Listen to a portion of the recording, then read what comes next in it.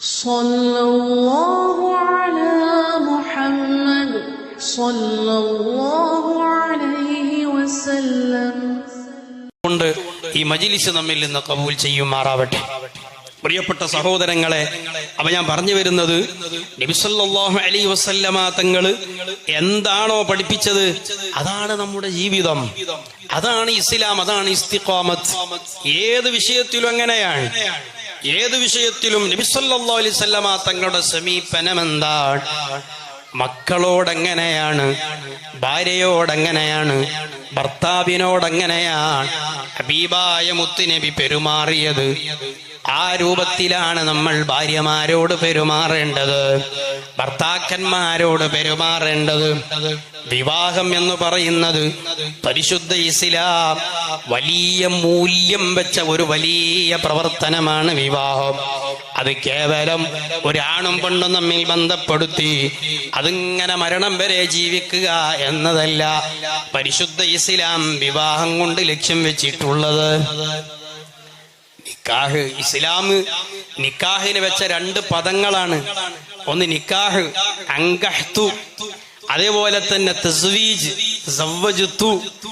ഈ രണ്ട് പദങ്ങളുടെ അർത്ഥം നോക്കിയാൽ തന്നെ ദാമ്പത്യ ജീവിതത്തിന്റെ ലക്ഷ്യം നമുക്ക് മനസ്സിലാവും. നമ്മൾ ചിലപ്പോ ഭാര്യ ഭർത്താവ് എന്നൊക്കെ പറയും, യഥാർത്ഥത്തിൽ അതല്ല അതിന്റെ അർത്ഥം.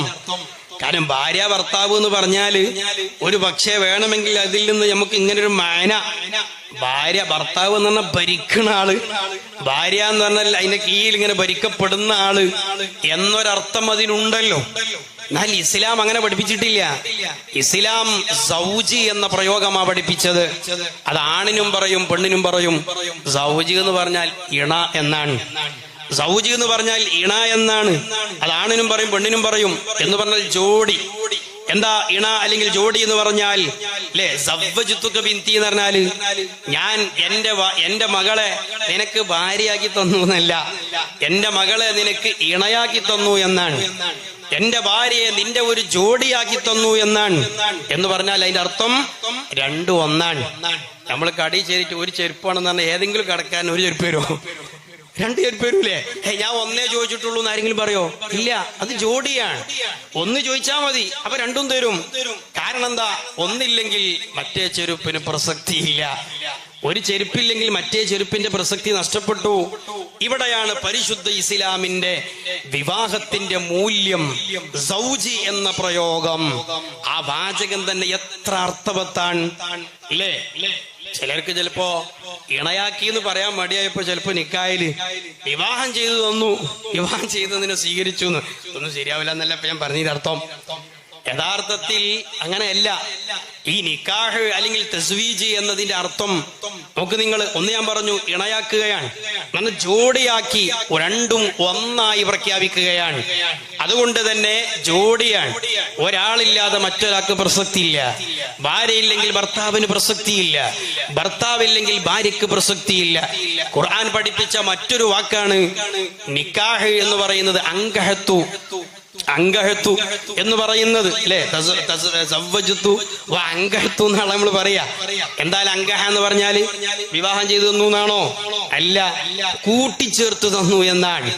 ഇൻകാഹ് എന്ന് പറഞ്ഞാൽ കൂട്ടിച്ചേർക്കലാണ്, കൂട്ടിച്ചേർക്കലാണ്. നിങ്ങൾ ഇപ്പൊ നേരത്തെ രണ്ടായിരുന്നു, ആ രണ്ടായിരുന്നു നിങ്ങളെ ഞാൻ കൂട്ടിച്ചേർത്ത് തന്നു അല്ലേ. അൻകഹ്തു ബിന്തി എന്ന് പറഞ്ഞാൽ എന്റെ മകളെ നിനക്ക് ഞാൻ കൂട്ടിച്ചേർത്ത് തന്നു എന്നാണ്. അതുകൊണ്ടാണ് നമ്മുടെ ആലിമീങ്ങളൊക്കെ അർത്ഥം പറയുമ്പോ എന്റെ മകൾ ഇന്ന മകനിന് പകരം നിനക്ക് ഞാൻ ഇണയാക്കി കൂട്ടിച്ചേർത്ത് തന്നു എന്ന് പറയുന്നത് ഈ തസ്വീജിന്റെയും ഈ ഇൻകാഹ് എന്ന ലഫ്ദിന്റെയും ഖുർആൻ പഠിപ്പിച്ച ഈ രണ്ട് പദങ്ങളുടെയും ഏറ്റവും വലിയ ആശയമാണ്.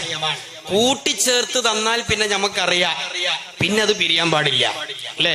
ചായപ്പൊടി, തിളപ്പിച്ച വെള്ളം, പാല്, മധുരം, ഇത് രണ്ടും എല്ലാം കൂടി കൂടിയാൽ എന്തായി? എല്ലാം കൂടി കൂട്ടിച്ചേർത്താൽ അത് ചായയായി. അപ്പോഴേ ചായ ഉള്ളൂ. അത് വേർതിരിച്ചാൽ ചായ കുടിക്കാൻ പറ്റൂല. ഇനി അതെല്ലാം കൂടി കൂട്ടിച്ചേർത്താൽ അത് ചായയായി. ഇനി നമ്മൾ ചായയായി കുടിച്ചോളണം.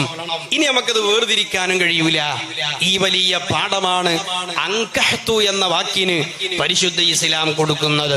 എന്ന് പറഞ്ഞാൽ എല്ലാം ഒന്നാണ്.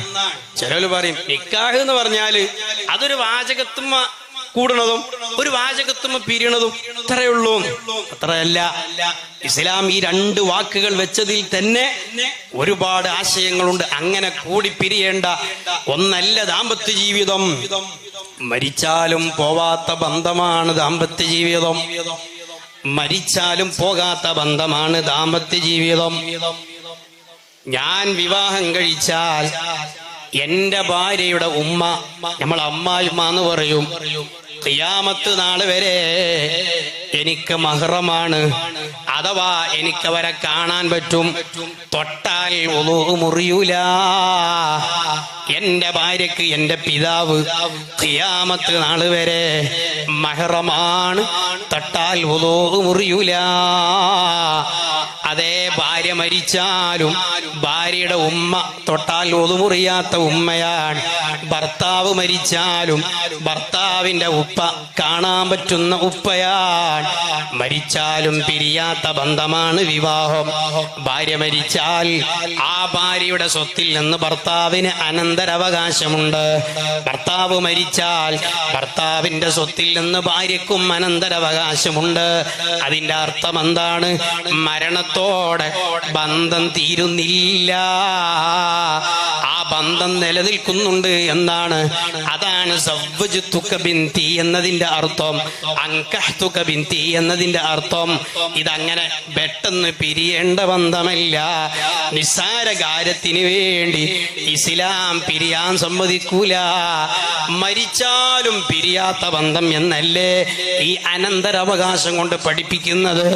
ഈ ഉമ്മയുടെയും ബാപ്പയുടെയും മഹ്റമിയത്ത് കൊണ്ട് പഠിപ്പിക്കുന്നത്. അഥവാ അവര് ഉമ്മയാണ്, അവര് ബാപ്പയാണ്.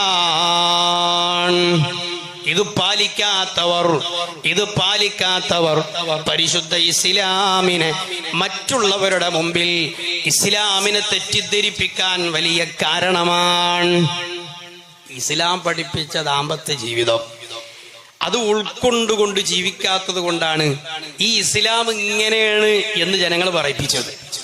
അല്ലാതെ ഇസ്ലാമിന്റെ ആശയത്തിനൊരു കുഴപ്പമില്ല. ഇസ്ലാം പഠിപ്പിച്ച മൂല്യം അത് എന്നും പിടിക്കേണ്ട മൂല്യമാണ്. ഇസ്ലാമിന്റെ ആശയത്തിനൊരു കുഴപ്പമില്ല. പക്ഷേ എന്ത് വേണം? നമ്മളെ കണ്ടുകൊണ്ട് ഇസ്ലാമിനെ മറ്റുള്ളവർ വിലയിരുത്തണം. അഥവാ ഇസ്ലാം അതാണ് യഥാർത്ഥ മതം, അതാണ് യഥാർത്ഥ മതം, ഏതാണ് നല്ല ദീന് എന്ന് നമ്മളെ കണ്ടവര് പഠിക്കണം. അതിനെന്ത് വേണം? ഇസ്തിഖാമത്ത് നമ്മുടെ ജീവിതത്തിൽ ഉടനീളം വേണം. അല്ലാഹു നമുക്ക് ചെയ്തു തന്ന അനുഗ്രഹങ്ങൾ, ആ അനുഗ്രഹങ്ങൾ ഒരു പക്ഷെ നമ്മൾ അനുഭവിക്കുമ്പോ പരീക്ഷണങ്ങൾ ഉണ്ടാവാം. ദുന്യാവ് പരീക്ഷണങ്ങളുടെ ലോകമാണ്, ദുന്യാവ് വിഷമങ്ങളുടെ ലോകമാണ്, ദുന്യാവ് തലവേദനയുടെ ലോകമാണ്, ദുന്യാവ് ക്യാൻസറിന്റെ ലോകമാണ്. അല്ലാഹ് ഒരുപാട് രോഗികൾ ഞങ്ങളുടെ മജ്‌ലിസിലുണ്ട്. ഒരു ഭാഗം കുഴഞ്ഞ് വീട്ടിൽ വിശ്രമിക്കുന്നവർ, അതേ ദുആ ചെയ്യണമെന്ന് പറഞ്ഞ് പ്രത്യേകം ഏൽപ്പിച്ചവരുണ്ട്. ഇതിലേക്ക് സംഭാവന തന്നപ്പോ ദുആ ഏൽപ്പിച്ചവരുണ്ട്. ദുആ മനസ്സിൽ വെച്ച് സംഭാവന തന്നവരുണ്ട്. അതുപോലെ ഈ മജ്‌ലിസിൽ മുത്താങ്ങളുപ്പാപ്പാന്റെ ദുആ പ്രതീക്ഷിച്ച് വന്നിരിക്കുന്നവരുണ്ട്. അല്ലാഹു ഞങ്ങൾക്ക് പേര് പറഞ്ഞിട്ടില്ലെങ്കിലും, ആളെ ഞങ്ങൾ ഇവിടെ പറഞ്ഞിട്ടില്ലെങ്കിലും, ആ തന്നവരുടെ പേരും ആ തന്നവരുടെ നാടും ആ തന്നവരുടെ കുടുംബവും ആ തന്നവരുടെ ആവശ്യങ്ങളും അറിയുന്ന നാഥ, ഈ മജ്‌ലിസിൽ ചൊല്ലിയ അസ്മാഉൽ ഹുസ്നയുടെ ബറക്കത്ത് കൊണ്ട്, ഈ മജ്‌ലിസിൽ ചൊല്ലിയ അസ്മാഉൽ ബദറിന്റെ ബറക്കത്ത് കൊണ്ട് നീ എല്ലാവരുടെ സദുദ്ദേശങ്ങളും നീ നിറവേറ്റണം അല്ലാഹ്.